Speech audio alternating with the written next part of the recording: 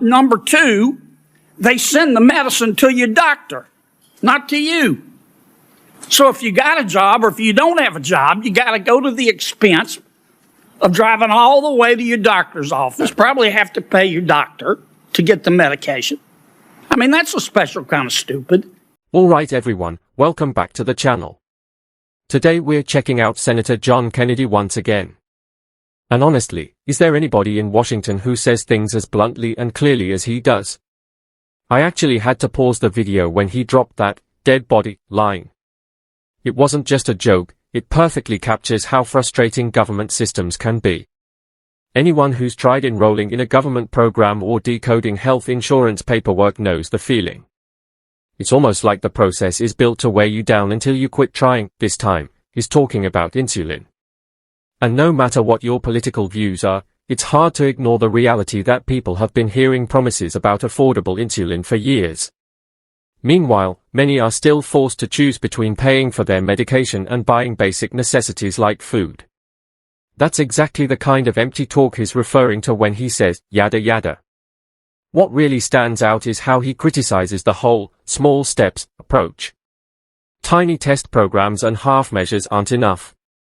What's needed is a real fix, something that helps the millions of Americans who don't enjoy the same level of government-provided coverage as the officials discussing the issue. Stick around, because the calculation he shares toward the end is shocking. Let's keep watching. Kowalski, thank you for giving so much. Have you ever heard the expression yada, yada, yada? What does that mean? Yada, yada, yada, man? Yeah. On and on and on? Yeah. We've had so much yada, yada, yada. Thank you. About affordable insulin. Not from people like you, but from us. We've been nibbling around the edges for years. Dr. Rogers, thank you for giving so much. Let me ask you a question. Do you have health insurance? Fortunately, as a government employee, I do have health insurance. And it's pretty good, isn't it? It's pretty good, Senator.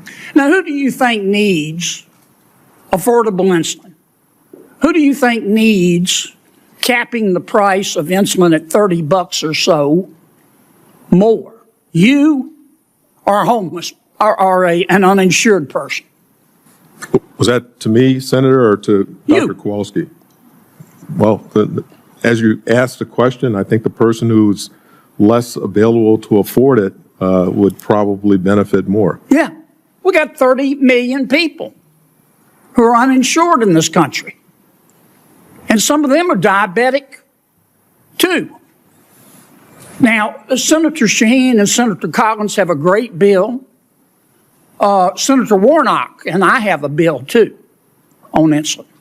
It's called the Affordable Insulin Now Act. And we're working closely with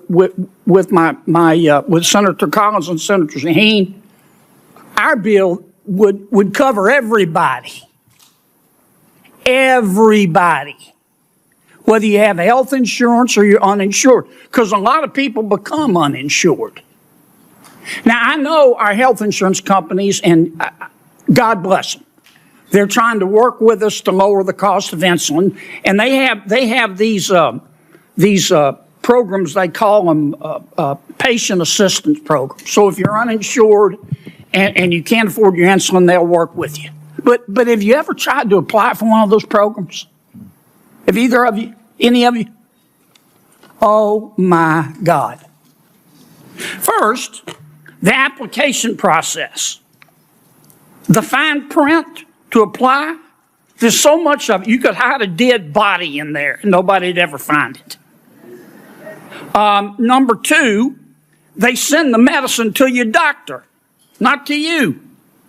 So if you got a job or if you don't have a job, you got to go to the expense of driving all the way to your doctor's office, probably have to pay your doctor to get the medication.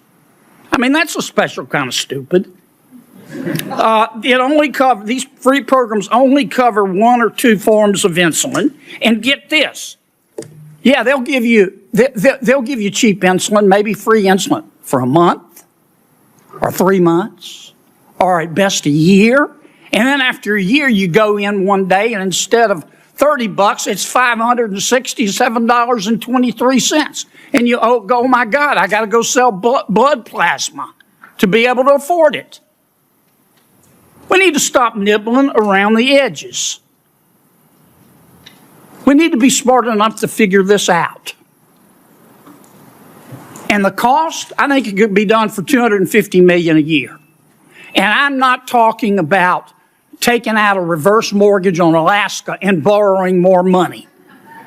I'm talking about finding it in our budget. Elise, let me ask you a quick question. You probably don't know the answer. I had to look it up. But if I started counting to $1 billion right now, right this moment, in 2023, and I counted, y'all listen to this, you may know the answer. I counted one number a second. 1, 2, 3, 4, 5. And I counted all day and all night. And I counted in the shower. And I counted between bites of a Pop-Tart at breakfast. I keep counting and counting. How long do you think it'd take me to count to $1 billion? A very long time. You know how long? Right. I told you were smart. It would take me 32 years. For $1 billion. I'd be 55. It would be 2055. I wouldn't make it. Now, you know how big the federal budget is? That's just $1 billion, folks. The federal budget is $6,000 billion every year. And we can't find $250 million to cap the price of insulin? Let's do it right. There's a lot going on in that clip, so let's break it down. First, I want to focus on what John Kennedy calls a special kind of stupid. Think about the example he gives. These pharmaceutical companies advertise patient assistance programs, but instead of delivering insulin directly to the patient, they send it to the doctor's office. That creates extra hurdles. If someone is already struggling financially, now they also have to arrange transportation, possibly pay a visit fee, and miss work just to pick up medicine they already qualified for. It makes you wonder whether the goal is truly helping people, or just creating the appearance of help. It feels more like checking a box than solving the problem, but the moment that really stuck with me was his example about counting to $1 billion. He explains that if you counted one number every second, it would take 32 years to reach $1 billion. Picture starting today and not finishing until the mid-2050s. He even jokes about doing it while eating Pop-Tarts, which makes it funny, but the message behind it is serious. He's using that example to put the federal budget into perspective. We're talking about $6 trillion in spending, yet lawmakers debate intensely over $250 million to address insulin affordability. When you compare those numbers, it's an incredibly tiny fraction. That contrast makes the argument feel less about resources and more about priorities. What makes Kennedy connect with so many people is his communication style. He doesn't dress it up in complicated political language. He presents it in simple, relatable terms. The money exists, the proposals exist, so why hasn't it been resolved? His frustration mirrors what a lot of Americans feel watching these debates drag on. It raises a bigger question. Is he reducing a complicated issue into something that sounds easier than it really is? Or is he pointing out something obvious that others avoid saying directly? I'd love to hear your take. Do you think his billion versus trillion comparison makes the issue clearer, or does it leave out important details? Let me know what you think, and I'll catch you in the next breakdown.